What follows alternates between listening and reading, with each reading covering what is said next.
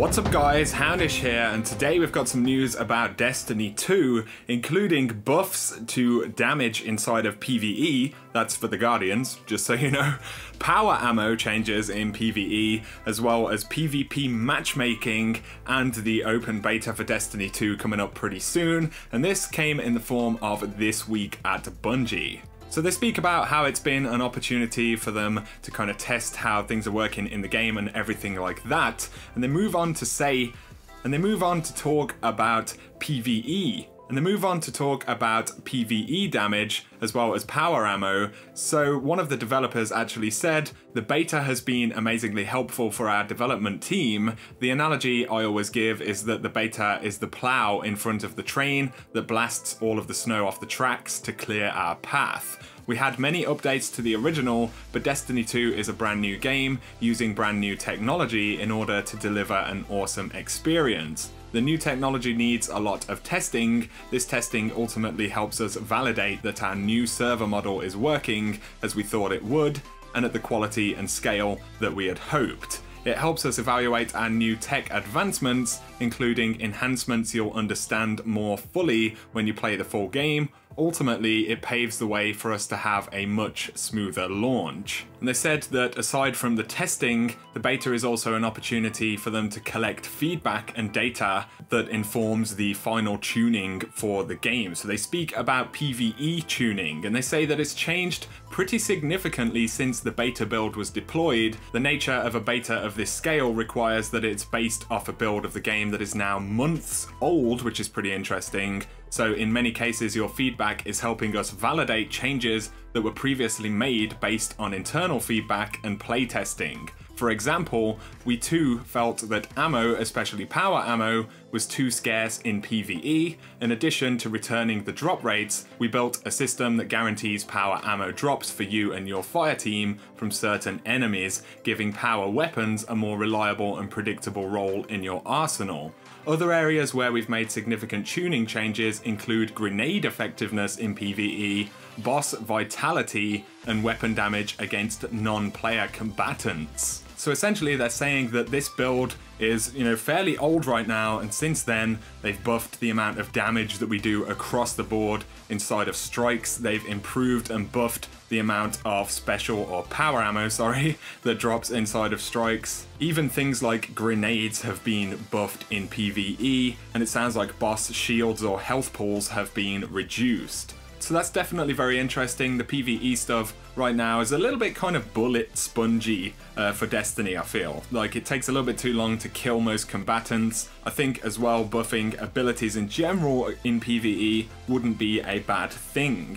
They have previously said though that one of the goals is to make a tougher game, so I think things are going to be different in Destiny 2, but the beta isn't quite a perfect representation of that. Up next, Crucible lead Lars Bakken talks about what they're trying to do with PvP. So he says the main goals are to provide a great experience for players who enjoy competitive PvP, and to also ensure that players who enjoy PvP have fair and fun matches. We're designing the Crucible for people who live for that competitive fire that wells up in their soul every time they are challenged, and that's important to us. And he goes on and says, so what's new for matchmaking in Destiny 2? The obvious PvP evolutions are the 4v4 format and the 2 consolidated playlists. We hope these changes have a good impact on game quality. Destiny 2 Crucible matchmaking places a greater emphasis on connection quality, but make no mistake, skill is still a big component in finding worthy opponents for you to fight. So essentially,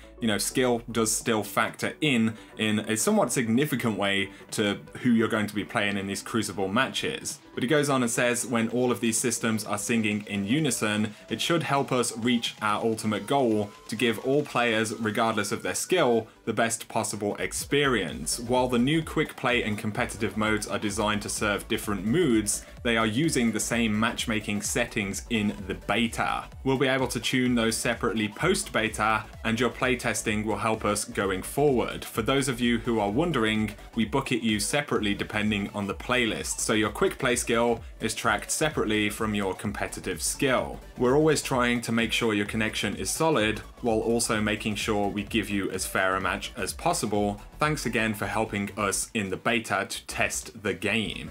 So from this, we're learning that skill-based matchmaking is still a significant component of the matchmaking. On top of this, you will have skill-based matchmaking inside of both quick play and competitive. There doesn't look like there's going to be much difference there. Really, the playlist is about what mood you're in as opposed to actually having any kind of mechanics or ranked play. So whether you play quick play or competitive, the matchmaking's essentially the same, although it does recognize your statistics for those two different playlists separately. I personally am pretty disappointed in this system. When you say quick play and competitive at this day and age, as far as multiplayer gaming is concerned, I think it sets a bit of an expectation. You know, Overwatch is a good example of that, and it's a bit confusing inside of Destiny. Honestly, I would prefer that there was a matchmaking difference between the two playlists, but we'll see how it goes further down the road. Finally, tomorrow on July the 21st, the open beta begins on PlayStation and Xbox. So even if you haven't pre-ordered Destiny 2, you'll be able to jump in and play the open beta.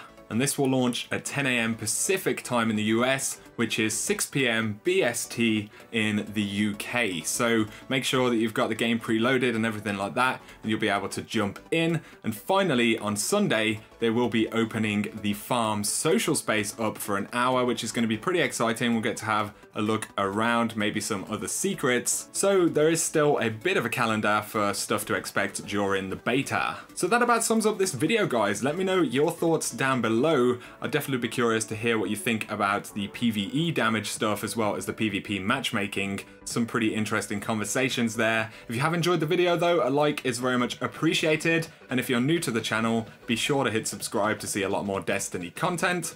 But for now, have an awesome day.